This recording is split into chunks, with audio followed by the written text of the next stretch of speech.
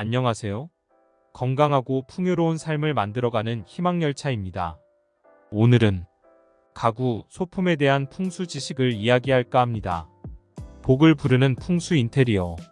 풍수에 좋다는 배산임수라는 말은 지리적인 위치로 산을 등 쪽에 두고 물은 앞쪽에 있어 바라보게 하는 것으로, 주택 자체가 배산임수의 여건에 있어 산이나 강의 전기를 받으면 더더욱 좋겠지만 집을 선택할 때 애초 그런 환경을 선택하면 모를까 현재 살고 있는 집을 옮길 수도 없는 것이니 그렇게 하기엔 어렵겠죠.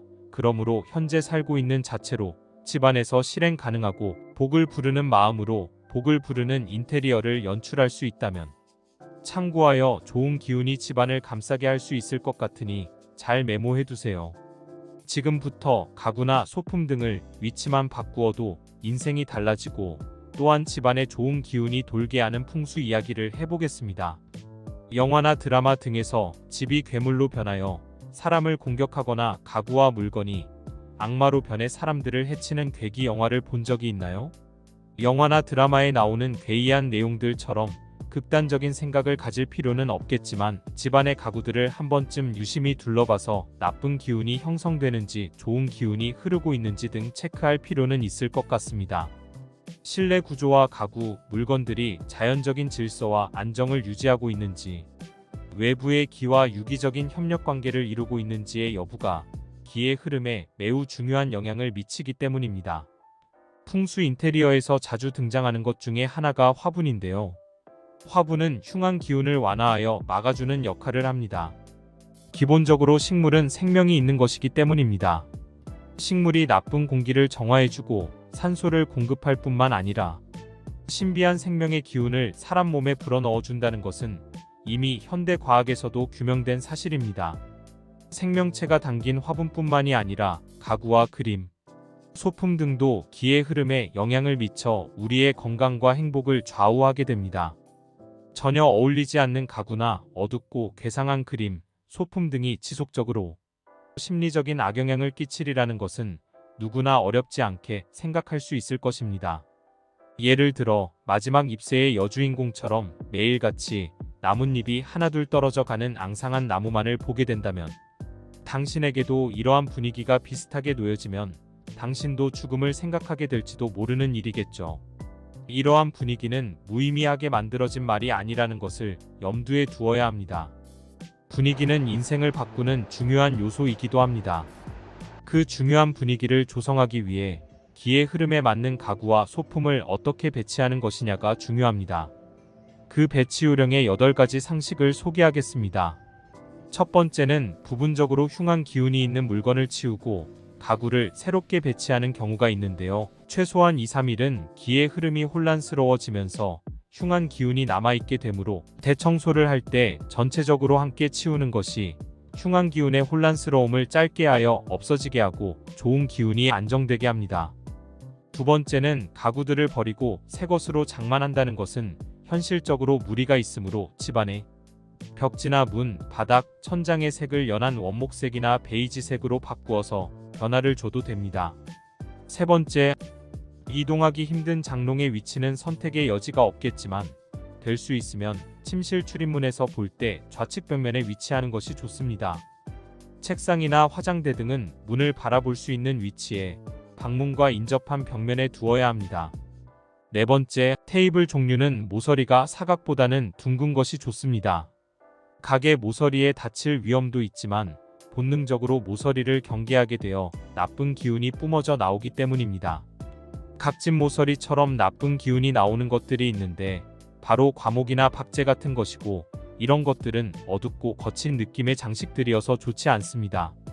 다섯 번째, 침대는 기본적으로 창가를 향해 머리를 둘 수 있도록 놓습니다. 이때 가구나 식기 등이 창문을 가리지 않도록 해야 합니다. 그리고 벽면에는 평화롭고 신선한 느낌의 풍경화를 걸어두세요. 여섯 번째, 그림은 부드럽고 따뜻한 것이 좋습니다. 기괴하고 어두운 추상화나 종교적 성향이 강한 그림을 침실에 두는 것은 특히 좋지 않습니다. 그런 그림이나 사진은 서재나 거실 앞, 집안의 성스러운 기운이 감도는 북동쪽 벽면에 두세요. 일곱 번째, 벽시계는 원형이나 팔각의 것이 좋고 누워서 바라볼 수 있는 위치의 겁니다.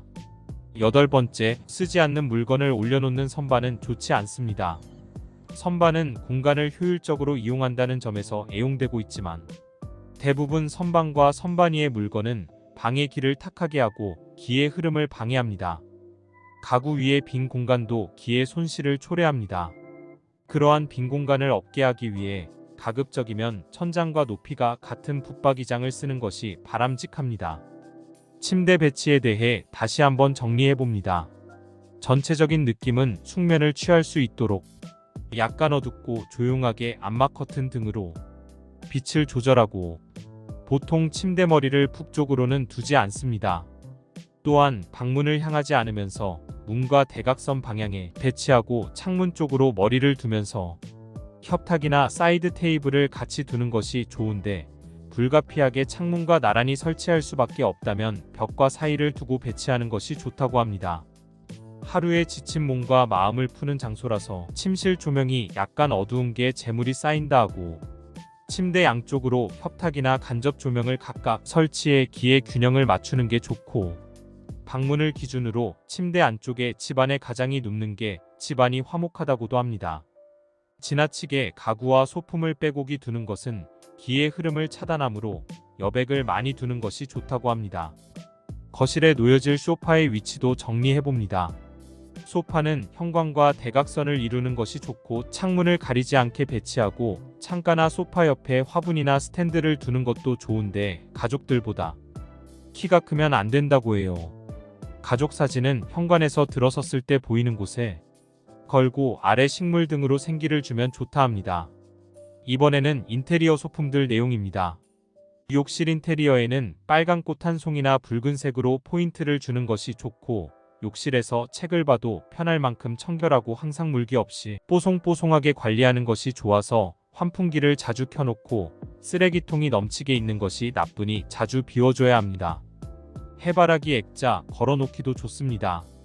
해바라기는 복을 불러오고 금전적으로 좋은 기운을 전해준다 하지만 이런 거 믿지 않더라도 해바라기 색이 밝고 화사해서 그 공간의 시각적인 면으로 보면 온도를 상승시키는 것은 분명하기 때문에 좋은 기운을 돌게 하는 것입니다.